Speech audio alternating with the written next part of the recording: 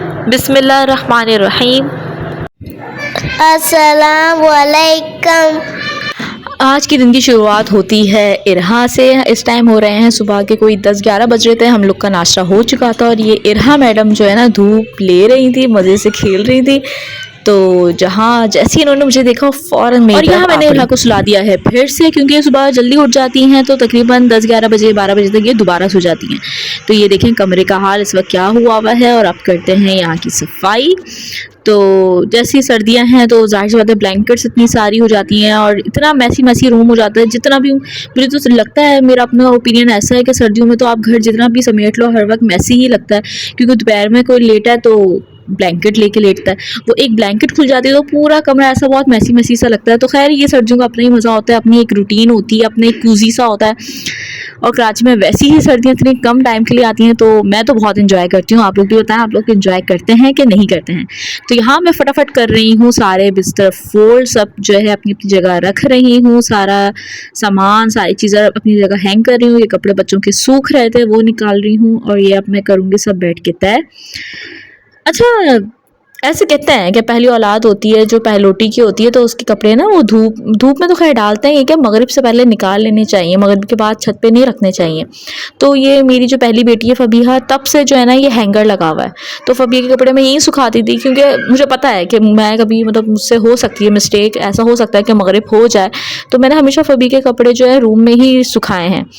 तो अब जो फबीहा है उसके बाद अब जितने भी बच्चे हैं माशाल्लाह, उसके बाद अब 3 बच्चे हैं तो तीनों के बच्चे जो है वो यहीं पे ही ड्राई होते हैं छत पे। आज तक किसी भी बच्चे नहीं किसी भी बच्चे के कपड़े आज तक छत पे मैंने ड्राई नहीं किए हैं, वो यहीं रूम में ही ड्राई होते हैं। और यहीं मैं जो है, क्योंकि माशाल्लाह से जैसे मैंने पहले अपना मशीन का भी रिव्यू दिया था तो ये कि बिल्कुल अच्छे से ड्राई कर दी थी, कोई पानी नहीं होता है कि पानी टपक रहा है और चीज़ें ख़राब हो रही हैं, ऐसा कुछ भी नहीं है, बिल्कुल हल्के से नम होते हैं कपड़े। तो यहाँ अगर मैं लगाती हूँ रूम में तो तकरीबन 1 घंटे में सारे कपड़े बिल्कुल ड्राई हो जाते हैं। तो ये मैं फटाफट सारे बच्चों के कपड़े तय कर रही हूँ। और बच्चों के कपड़े इतने कोई निकल जाते हैं सर्दियों में, क्योंकि आपने अंदर से 2 और पहनानी होती है, ऊपर से 1 पहनाना होता है, पजामे होते हैं, सॉक्स होते हैं। ओ माय गॉड, मतलब ये सिर्फ माँ ही समझ सकती हैं कि अगर बच्चे का हल्का सा भी कपड़ा गंदा हो जाए या गीला हो जाए, पानी गिराते हैं तो आपने एक नहीं वो अंदर के 3 जोड़े भी आपने जो है ना चेंज करने होते हैं। खैर माओ के लिए बड़ा टफ होता है ये सर्दी का सीज़न, लेकिन एंजॉय भी इतना ही करते हैं। जिसको सर्दी पसंद है वो यकीनन एंजॉय करता होगा। खैर यहाँ मैं रख रही हूँ कपड़े जो सारे मैंने तय कर लिए थे, सारे इनर थे, पजामे थे, जो भी थे वो सब अपनी अपनी जगह रख रही हूँ।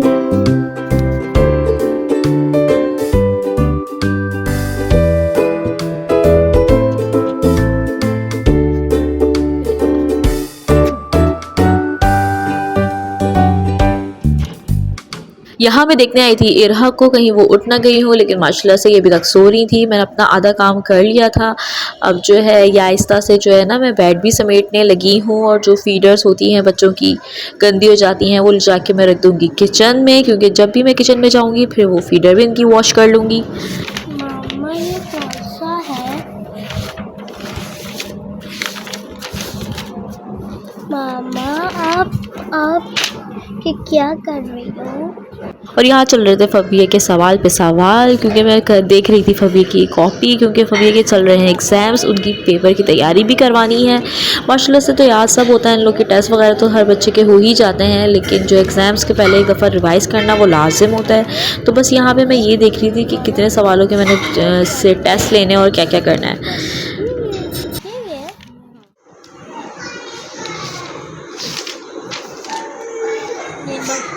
ना ना ना ना आई आई आई आई आई मेरी बेटी है, कहूँ आपको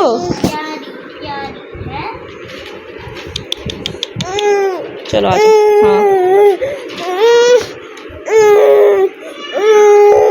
आ जाओ।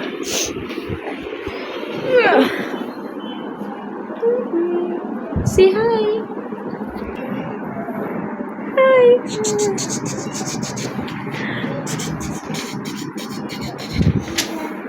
और ये मामा सब और ये नहीं ये तो फर्स्ट टर्म का है। आगे करो, आगे बेटा, आगे आगे, तुम पीछे कर रही हो, आगे और आगे। ये और यहाँ पे लेने लगी हूँ मैं फबिया का टेस्ट, जो भी उसने याद किया था। मैंने कहा बेटा मुझे फटाफट से एक दफ़ा जो है ना आप लिख के दिखा दो, उसके बाद हम आगे और याद करते हैं। तो फबिया यहाँ पे देने लगी है टेस्ट। यहाँ मैंने दे दिया था फबीहा को टेस्ट कि बेटे तुम बैठ के आराम से टेस्ट करो, और मैंने करनी थी बेडशीट चेंज। पर ये काम है इतना नहीं आसान, क्योंकि ये दोनों इतना तंग कर रहे थे। खैर मिकाइल तो मस्तियाँ कर रहा था, इरहा चाह रही थी मैं उसे गोद में ले लूँ। मैंने बहलाने की कोशिश की। मोहम्मद मिकाइल भी बहुत कोशिश कर रहे थे कि वो उसके साथ खेले, लेकिन आजकल थोड़ी सी चिड़चिड़ी हुई है। बच्चों के दांत निकल रहे होते हैं तो वैसे ही वो तो थोड़ा सा तकलीफ़ें होते हैं, चिड़चिड़े से हो रहे होते हैं। तो उन्होंने आना था गोद में। खैर इरहा आ गई है फाइनली मेरी गोद में। यहाँ मैं जितना हो सकता है उसे गोद में लेके जो है बेड समेटने की कोशिश कर रही हूँ, और साथ साथ बच्चों को भी देख रही हूँ। यहाँ मैं कोशिश करूँगी कि इरहा बैठ जाए, थोड़ा सा खेले, पर इरहा ने मुझे नहीं छोड़ा। और जो भी मैं ये ब्लॉग देख रही हूँ वो प्लीज़ मुझे कमेंट बॉक्स में लाजमी बताइएगा कि कौन कौन है जिस तरह बच्चों को गोद में लेके जो है ना वो काम कर रही होती है, वो चाह रही होती है बहल जाए। लेकिन खैर यहाँ पे फाइनली इरहा को छोड़ के और चली गई थी बेडशीट निकालने वार्डरोब से। खैर इरहा नीचे उतर गई हैं, वो खेलने में मसरूफ़ हो गई हैं। और यहाँ ये आया मेरा मैजिक, ये देखिए बिल्कुल 1 सेकंड में जो है ना वो हमारी बेडशीट चेंज हो गई। फाइनली रूम में आ गई थी, रूम में खेल ली थी। मैं करने लगी हूँ डस्टिंग जी।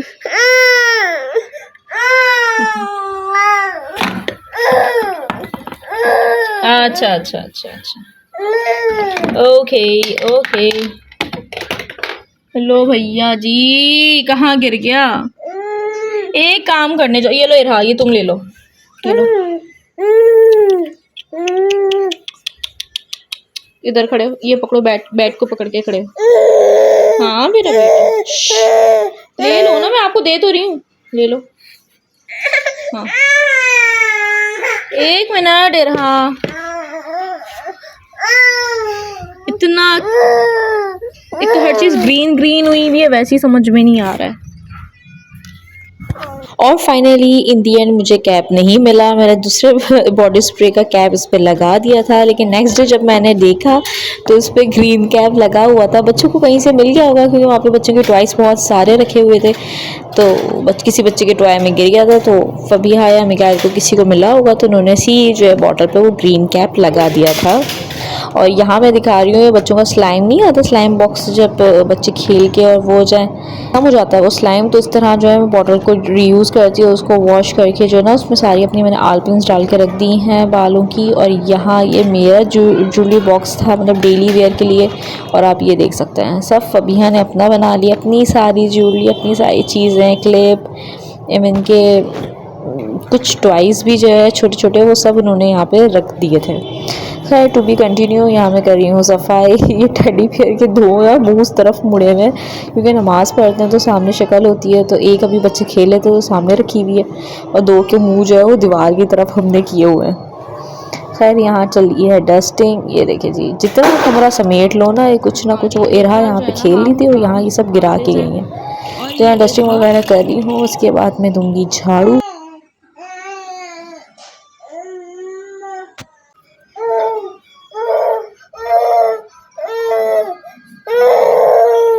जी जी आ जाओ।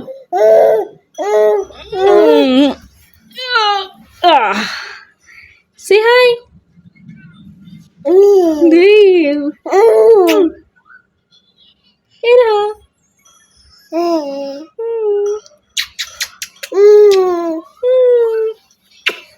यहाँ इरहा को खाना खिला दिया था, उन्हें तैयार कर दिया था, वो सो गई थी। साथ में मिकाइल भी लेटा हुआ है, मिकाइल अभी देख रहा है मोबाइल, वो भी सो जाएंगे थोड़ी देर में। और मुझे लगी थी बहुत ही ज़बरदस्त भूख, और मैंने बनाया हुआ था काली मसूर की दाल और चावल, वो माइक्रोवेव में हो रहे थे गरम। तो और मेरे साथ जो है भूख फबिया को भी लगी हुई थी, तो मैंने कहा बेटा मैं एक ही प्लेट में गरम कर लेती हूँ, हम दोनों हाफ हाफ खा लेंगे। तो बस यहाँ मैंने गरम कर लिया है, हाफ़ में दे दूँगी फबिया को और हाफ़ मैं अपने पास रख लूँगी। और बस इसी के साथ ये ब्लॉग होता है एंड। अगर आपको ये ब्लॉग पसंद आया हो और अच्छा लगा हो तो प्लीज़ एक छोटा सा लाइक तो बनता है। अगर आप चैनल पर नए हैं तो प्लीज़ सब्सक्राइब भी ज़रूर कीजिएगा। अपना बहुत सारा ख्याल रखिएगा और मुझे भी दुआओं में याद रखिएगा। मिलते हैं नेक्स्ट ब्लॉग में, तब तक के लिए अल्लाह हाफिज़।